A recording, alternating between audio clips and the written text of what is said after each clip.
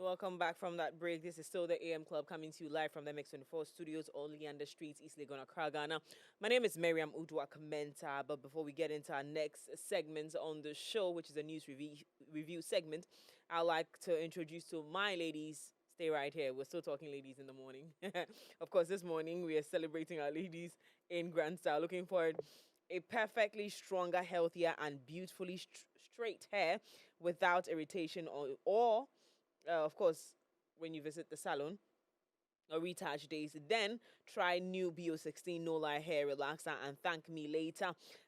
This BO16 specially crafted 3-in-1 formula strengthens and protects your hair, leaving it with long-lasting smoothness and a radiant shine. It's gentle on the scalp and enriched with shea butter, coconut oil, and olive oil to nourish your hair. It's in just 3 easy steps, you experience the silky smooth hair you've always dreamed of every day. Choose BO16 No Lie Hair Relaxer for a gentle yet powerful transformation that lasts. Now that's wow, absolutely wow for my ladies. Now you're going to get hair like this. This one is not my own hair, but if I use BO16, I guess I'm like this. Available at beauty stores and supermarkets near you. New BO16 No Lie Hair Relaxer. Express yourself. The GC brand. It's all about you. Now, are you ready to showcase your brand at a curated pop-up market experience? East Garden Exchange 2.0 is happening May 29th and 30th at the East Garden Event Center in East Legon, and we want you there. We need you there. This is your chance to connect with shoppers, grow your brand, and be part of a distinct, intentional marketplace. Spaces are limited. Call 0243 821 293 or 0242 953 to secure your spot today. Follow a vibe at East Ghana underscore exchange at East Ghana underscore exchange or East Ghana Exchange 2.0. Created, distinct, intentional. All right, joining me for my new review segments this morning, Nana Sechi Boache, Nana B for short.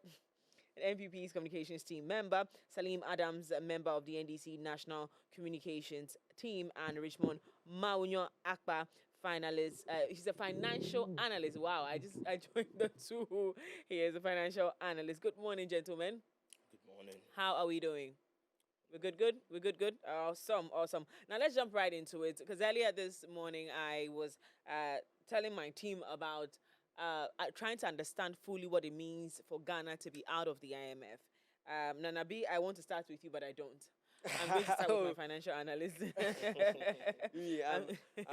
an up and coming financial economist. Yes. But it's fine. So we should put you in there. I think I want my financial analyst to start with the conversation. Yeah. So for every Ghanaian listening and seeing the stories flying around that Ghana is out of IMF, with the president saying very eloquently that we're exiting the IMF with dignity as partners, not as supplicants. People are excited, but what are we excited about? What is the understanding Ghanaians should have this morning with regards to this conversation of Ghana leaving the IMF? Let's go. Miriam, good morning. Good morning, sir. Good morning to our cherished viewers. I also like to use this opportunity to extend a good morning to His Excellency the President. Okay. And then all those at the Finance Ministry. Okay. And the Bank of Ghana, making sure that we are making a historic bailout. Okay. And then a very good morning to the Honorable MP for Ketu North, Honorable Edem Agbana. Oh. He has informed me that he's watching the show and that he's following very closely. Yeah. We are fighting. Good morning. Now, what the country should expect, somewhere in 2022, Ghana as a sovereign state, we saw a very huge macroeconomic collapse on our currency, on our economy, on our reserves. Mind you, Ghana has been to the IMF over 17 times, and this was our 18th time. And then this time, it was a necessity for us to go to the IMF for a bailout. Okay. Why did we go to the IMF? Simply because of wasteful management. Okay. The economy after COVID experienced some external shocks, which our country was not able to withstand. For example, mid to the ending of 2024, we recorded an inflation rate of 54.1%, historic.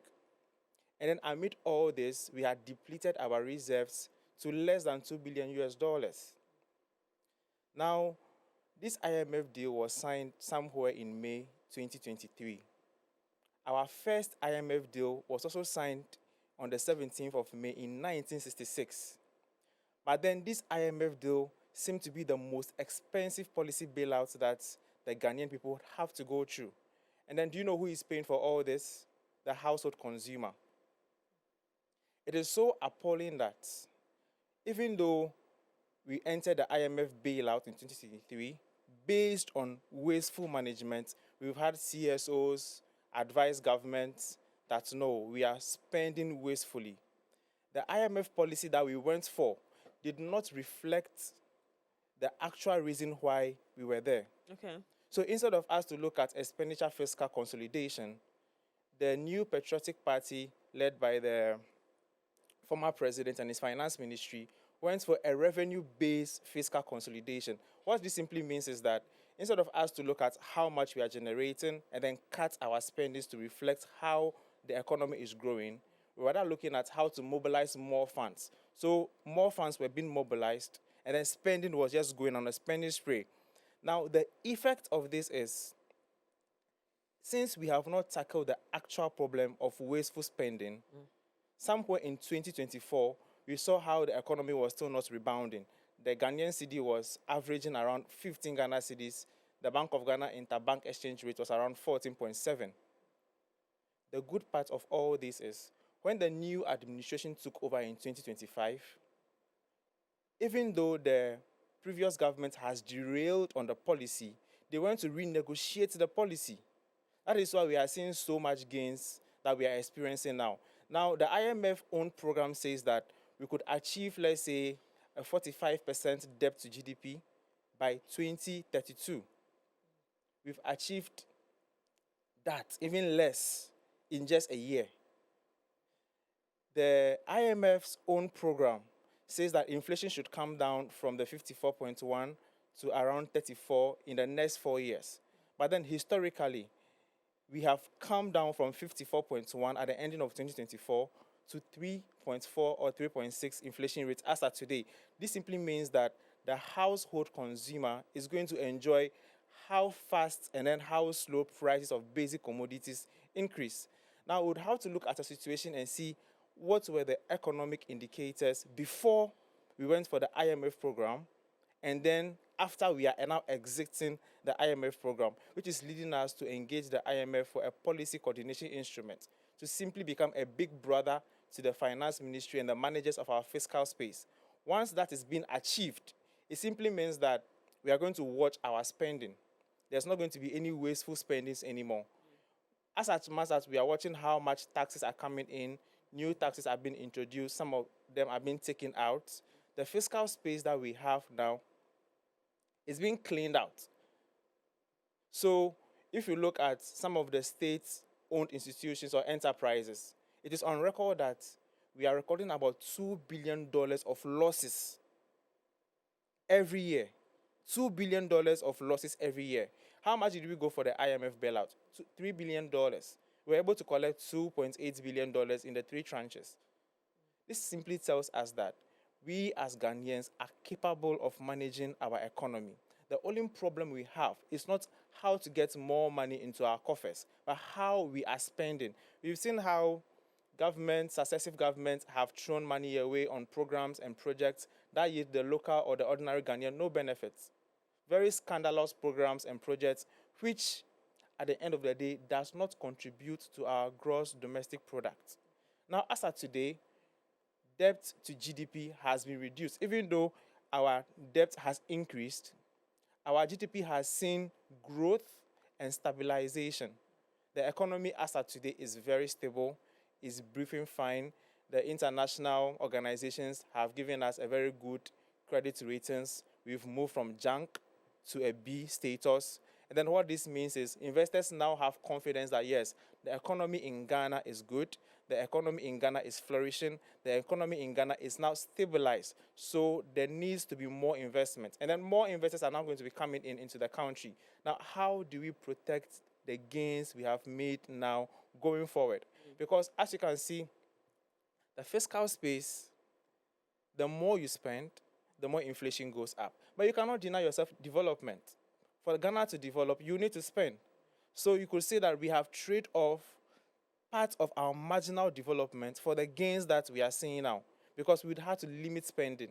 Now that the IMF program is coming to an exit, ministries will now be requesting the finance minister to approve their programs, to approve their projects. Let's do this, let's do that. That is why the president of the nation has introduced the value for money office. What that is also going to do is, before all contracts are approved or executed, we are going to ensure that there is what? Value for money. This is going to even reduce corruption. Exactly. It's even going to reduce corruption in the system. So I think we exiting the IMF program shouldn't be something that we should jubilate about. What we need to do is to sit down, reflect. Why have we gone to the IMF for about 18 times? What do we need to do to stop it? What we need to do to stop it is to ensure that we take out the wasteful spending of government. Thank you very much. Thank you very much. And I'm going to come back to you. Going to be like, me what? Me what? Me what? What do you want to say? But let me stay with you, Salim. So I hear what our brother has said and all the numbers that are flying around. And for me, I've always said this on this platform. You've been here a couple of times, so you know I say this a lot, that all of these numbers are great for those who understand the numbers. For an average Ghanaian, for a Ghanaian who just wants to really just see their lives get better, what are the specific indicators that prove that the economy is truly recovering, so much so that we are comfortable to exit a support like the IMF? What are the specific indicators? Well, good morning to you and your cherished viewers. And I think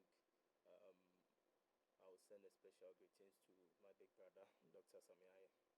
Yeah. And so I'll be clear on this matter. We as NDC, we are not going to organize a kinky party over this. We are also not going to arrogantly come out and say that every Ghanaian's problem has disappeared overnight, right? So what we believe in as NDC. Get closer to, yeah, thank you. What we believe in as NDC is that we are waiting for the right time to come for us to celebrate the gains. And that right time is that the gains must be felt widely and deeply in the lives of every Ghanaian. But let's also be fair to the truth. What is the truth? The truth is that some of the gains are being felt. In fact, let's be honest. In fact, the inflation. You've asked us to be truthful and honest. Yeah. So we'll stay on that. Okay. So inflation. Yeah. Inflation is no longer at the crisis levels we experienced in 2022, and the Ghana Statistical Service has also reported that as of April 2026. The inflation rate was around 3.4%, which is far away from the 54% we experienced under the MPP in 2022. So I think we should appreciate what is going on, and these are some of the gains. Okay. And we can also be honest with the good people of Ghana that I think we all here can attest to the fact that the CD has done well when it comes to stability. Okay. Because in the past we've been made to believe that even if a government can come in, right, and do anything about the exchange rate, it would have to be stabilized. But what we are seeing today, I think we are not even talking about it enough. What we are seeing today is that the city has actually appreciated. Not stabilized. Not just stabilized. Okay. It has appreciated and stabilized. Okay. And that is the important conversation we should be having. Okay. So I believe that if for nothing at all, the indicators are there to show. If for nothing at all, the indicators are there to show. And also, we shouldn't talk about this without remembering or reminding our people about where we came from. Okay. We came from somewhere. What led us into the IMF program? In 2023, we didn't just go into the IMF program because we wanted to go into it. No, the economy was distressed. It was mismanaged by a so-called economic wizard who claimed to have the repository of knowledge when it comes to economic management in this economy. in this country. But today, what we've done is that the NPP took our economy to intensive care unit. When we came in as NDC, we came to take care of the economy through discipline, through reforms, and through policy policy stability, right? So that's what we've done so far. And I think the good people of Ghana should appreciate the government for doing this, because it's not easy. It's not easy. We have to stay fiscally disciplined. The finance ministry has done tremendously well. Good Board has also contributed tremendously to the gains we are experiencing today. So when I see my colleagues in the NPP talk about welcome back from that break. This is still the AM Club coming to you live from the Mix 24 studios, Oleander Street, East Legon, Accra, Ghana. My name is Miriam Udwa-Commenta, and yes, this is the news review segment. We're having great conversations here. It got a little heated before we went on break, but I'm sure the men are calm now, and we're going to get into that conversation. But before we do that, I want to wish my sister, my best friend, happy birthday to Kukwa Ishan. Happy birthday to you, Queen. This day, I don't know what to say. I don't know what to say yet. You know, the long episode that we usually write, I have not been able to write mine yet, because you have shown me friendship beyond friendship. You've shown me love. You've shown me sisterhood. And I pray that this is your best year yet. Do enjoy this birthday like the queen that you are. Go and get all that money, okay? So that I can stop working. So I will be dropping your money. Happy birthday to you, Kukwa Ishan. She's a filmmaker, an international Hollywood filmmaker, okay? And I love you for all the incredible things you're doing. I wish you all the very best in all your endeavors. This year will be your best one. Yes, happy birthday, Kukwa. Now back into the studio to my gentlemen who are shouting over each other. We are not being very gentlemanly this morning. I don't like it. But anyway, so let's just quickly wrap up this IMF conversation. Based on the conversations that were going on last week, they did make some recommendations to the energy sector, of course, the ECG. They made a few recommendations. Now, when I saw the first story of leaving the IMF, and then this, I said, okay, and it now makes sense, the PCI conversation you raised earlier, because then again, I'm like, why is he speaking on what we need to do, the recommendations, that what we need to do. But the recommendations are not bad at all. They're talking about, how to properly mobilize funds, and then involving the private sector into when it comes into the distribution aspect of ECG. Now, when they make these recommendations, are these not conversations we've already had? What difference does it make when the IMF speaks on these things? Okay. I take it and let's go. Okay. So I think this is a very important conversation, because you see, Mimi, one actually saw that. I remember our earlier conversation when the Doomsday levy was introduced. You see, you remember that as at that time, I sat here and I said that, look, Ghana's problem with the energy sector was not a matter of introducing new taxes, even you will recall. Because I sat here and I gave you a breakdown of how even the ESLA came about, how it was amortized, coming down to where we are today. I was telling that, look, that 1 cedi levy, which is the Doomsday levy, won't do anything. And of course, the NDC kicked against it. They said, oh, it will solve the challenges. But you see, when you read into the ECG very well, I have had the chance to actually read a couple of papers around them. Realize that their issues are deep-seated. Their issues stem from things like technical losses. But primarily, the major challenge facing the ECG is their inability to recoup their revenue. Yes, that is basically I it. agree. Because if you look at even the number of state-owned institutions that are even owing ECG, because last time we're talking about even parliament owing, universities owing. You see, all these things are crippling the energy sector and they are crippling ECG. So when I saw the recommendation from the IMF, I, for one, was not surprised. But you see, it also brings to bear previous conversations around the PDS, the power distribution, supply, and all that, where probably much more diligence could have gone into it. But you see, what this is reminding us is that we should be careful the sort of things we politicize. Because you see, for a finance minister to tell us that, oh, I can raise revenue without introducing taxes, and just few months along the line, he brings the doomsday levy and then all that. And right now, we are back to this conversation where the IMF is saying that, look, you have to find a way of recouping your revenue. You see, the reason the IMF believes that the private sector is what will help the ECG is because they believe that, you see, the private man is a private man. He's all about his profit making. He's not going to compromise and then all that. This has always been the stance of the MPP.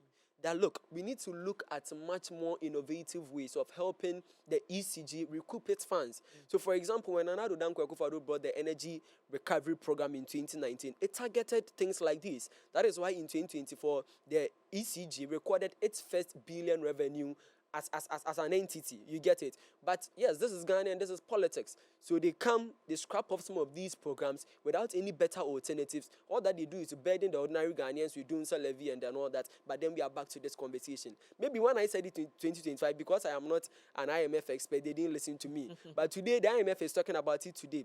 It just brings to bear the most pressing issue. The energy sector is not about introducing new taxes. The energy sector is not about taking any undue credit. Let us face the issues as they are. Let us look at ways to recoup the revenue that ECG needs. And I believe that when we do that, we would look at much more better transformation. But most importantly, let's go back to Dr. Bawumia's bold initiatives. The solar plants that he spoke about, the solar generation he spoke about. I believe that is a go-getter for Ghana. Because as long as we rely on this thermal and hydroelectric, we'll still be facing these issues. These plants will always need fuel and all that, which are being controlled by the international market and so many other factors. So please, like I'm saying, if the government would, as a matter of necessity, continue things like, the Kalio solar that Nana Addo Dankwa Akufo-Addo started, if Ghana should engineer towards this, we wouldn't be having some of these conversations anymore. Okay. Thank you very much. And Abi, gentlemen, you want to have a take on this before we jump into it? Yeah, please go ahead. So I would like to respond to my good brother. On the fiscal mismanagement part, he mentioned that there was a delay in the passage of the e-levy, and then Ghana went through a debt restructuring with a domestic debt exchange program, and then with our gold reserves, they left about 34 tons and all that. I think what my brother needs to understand is, when it comes to central bank, they are not a savings and loans company. What the central bank wants to do is to ensure that the economy is stabilized, inflation is down, and then they promote growth. How do you promote growth when you keep all your reserves in dollars? Now, when you look at global reforms around central banks, you notice that with the over 100% ratio in keeping reserves, even the USA and all the bigger economies don't keep more than 20 to 30%. You need liquidity to import. You need liquidity to export. You need a hard forex to trade. So why do we have our reserves in gold that we are producing every day, and then we want to keep more than the required or the recommended ratio? Now, why do we need to keep more gold or less? The value of the gold is volatile. Today, the value of the gold can be $5,000. Tomorrow, it can be $3,000. Nobody controls that. That is how come we recorded a significant cost in our other comprehensive income on the books of the Bank of Ghana. Now, let's talk about the domestic exchange program. This is one of the painful experiences Ghanaians suffered because of the mismanagement of the previous government. And I'm surprised he's attributing this to the current IMF program. The debt to GDP was out of the DDP. If they did not mismanagement the economy, there wouldn't have been any need for the DDEP. Mind you, even if we had gone to the IMF earlier, because the economic indicators of countries like Kenya and Ghana were almost the same, they went for the program earlier. We've seen the former managers of the economy, the former finance minister, the Honorable Ken Ofori-Atta, boldly saying that we will not go to the IMF. We had his deputy on show saying they will not go to the IMF. It took the trade minister, the then trade minister, the current flag bearer of the UP party, the United Party, to make that bold move and say, no, what you are doing, you are collapsing the economy. They collapsed the economy. The import cover as at 2024 was less than 2 months. Not true. I have data, I'll prove it to you, was less than 2 months. We had about 93.4% debt to GDP. After it was revised by the IMF, and it came down to 72%. And then they sit here today and they say that, oh no, they have done this, they have done this. He's talking about the government doesn't need to introduce any new tax to save ECG, and then the former vice president proposed solar panels and co. Why didn't they do it? Why didn't they do the solar panels before leaving government? Who is introducing new taxes as of today? I gave you Nobody is It's introducing there. any new tax. Mind you, in 2024, when the NPP was leaving government, under the cash waterfall system, the program that is being designed to ensure that the IPPs, the gas generators, Valco, VR, and ECG all have their revenue in one stream. So the revenue comes in. ECG, which is the distribution company, collects the revenue and then distributes to the independent power producers, the gas suppliers, and everyone. They were recording less than $1 billion.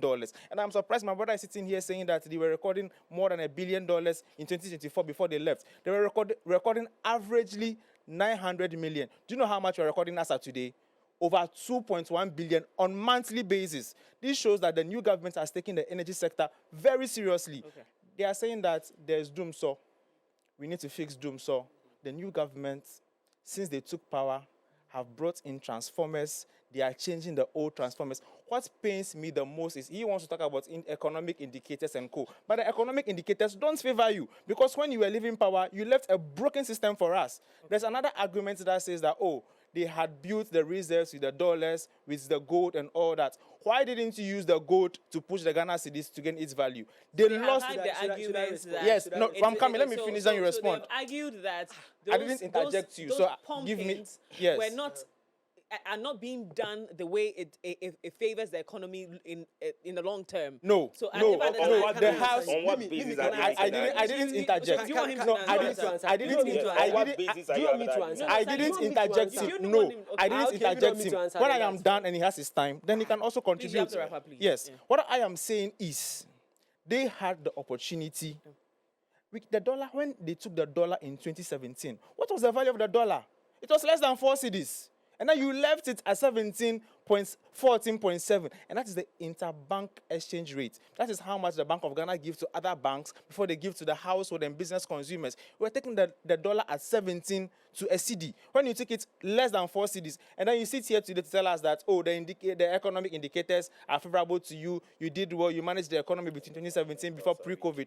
Now, COVID was an external shock. Nobody is going to fault them. The Russia-Ukraine war was also an external shock. They had no control over it. But as we speak today, there's US-Iran war. The US is much more of a super world power than the Russia and the Ukraine war. The US-Iran war, it's very disturbing. But yet we have been able to keep the fuel prices down. My time is up. Unfortunately, my time is up. US-Iran war. That is why you are selling pure water for 1 CD and 70 pesos. The US-Iran war. That's why today they are selling pure water for 70 pesos and 1 CD for nothing. I was going to say that earlier, that if we can't, if this is what's good, 30 seconds, then you can come. Calm down. Let's not lie. Let's not lie. You don't have to interject. Let's not lie. But I'm not interjecting. But you're talking alone. Ask the host. So talk well. But ask the host. Mimi, debt to GDP. Debt by end 2024. He should go and check if he says he's a financial analyst. Was 66.1%. Why do you sit here and you lie? Import cover in 2025, when we handed over to you, was 4 months of import cover. Where from all these lies? And then he says what? In fact, no, you should say it. These are economic data. They are available. Everybody can cross check. I want to do my last story. So you don't sit there and talk about import cover not being enough, gold, and Mimi, finally, on the Mimi. You want to have a bite? I have a friend. He has spoken enough. He has spoken enough. The reason we're not doing the intervention they were doing was because under us, it was capped at $18 million. That is the reason we're not doing the sort of forex intervention that you are doing today. Okay. The reason inflation did not fall like it is falling today is because under us, we didn't sterilize money from the economy through our open market operations to make the ordinary Ghanaians poor. So you wanted the ordinary Ghanaians to suffer. So we're moving on. I'm sorry. Listen, honestly, in my thinking, I had someone who was going to be objective, but I hear a lot of NDC in your talking, so I'm not able to speak on. Honestly, okay, let me just make a statement. So let's go to the next story. Let's go to the next story. Let me just make His Excellency, former Vice President, the Vice President himself. Mani I think I think I should make this statement. What Just do you want one to? statement. What do you want to say? So the former vice president Yes. made a statement, Okay. a bold proclamation that if the fundamentals are weak, the exchange rate will Okay. do what? Will expose Expose you. you. So today, what is the exchange rate? 11 And what was the exchange rate then? So you are 14 justified. cities. Okay, Done. I'm glad. I'm glad. What was The the same, exchange but rate? let's stay in the exchange rate same when breath President Mahama because took over in he's still 2010? speaking and he says that the MPP, and its members are being gagged, and of course the free speech, the democracy we say we enjoy, the MPP doesn't seem to be enjoying that, and so we need to revisit that conversation briefly. It's your party. Okay. What is So me, going on? you see, If you have the- committed the crime, reality they are is that, arresting the you. reality is Why that, are you crying? Me, I don't support certain extremities. Yes. Okay. I've always said that I am an NPP member, but I wouldn't sit anywhere and insult President John Dramani Mahama. Because for a man who has risen from unit committee, assemblyman, member of parliament, deputy minister, vice president, president, if for nothing, from my Christian point of view, I believe that there's a certain grace that is carrying the man. So I don't condone insults. But you see, when we are doing things, we need to be objective enough. You see, yesterday, I saw a video of a very strong NDC woman on TikTok, and the way the woman was insulting some George. So I asked myself, imagine this woman was an MPP, by now she would have been arrested. Oh, no. Let's put the politics aside. You see, I don't want to go into Abronye's issues much, but let's talk about the guy, or is it David Sando, who posted that Doomsday is back. And the guy was arrested. In fact, when you see the post, you don't need to be MPP or NDC. You ask yourself, what exactly is the problem with this? It's not like President Mahama's picture was cloned or anything. No. There was a signboard, Doomsday is back, and he posted that. Hey, what didn't you hear in 2024? Sammy Jenfi called Nanado a gay sponsor. Have you forgotten? Sam George, what didn't they say about Nanado? Sammy Jenfi and Broja Jenfi were on the street singing, Kum Nanado Manye, Nyami Kum Nanado Manye. We saw these things in this country.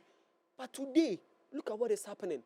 To the extent that last year, FBI was sent to a member of Parliament's house, Honorable Ntim Fodjo, to go and arrest the man. How did we get here as a country? FBI. Yes, the FBI, the National Security. BNI, Sorry, not FBI. I've been watching that. No, me. He's lost. He's lost.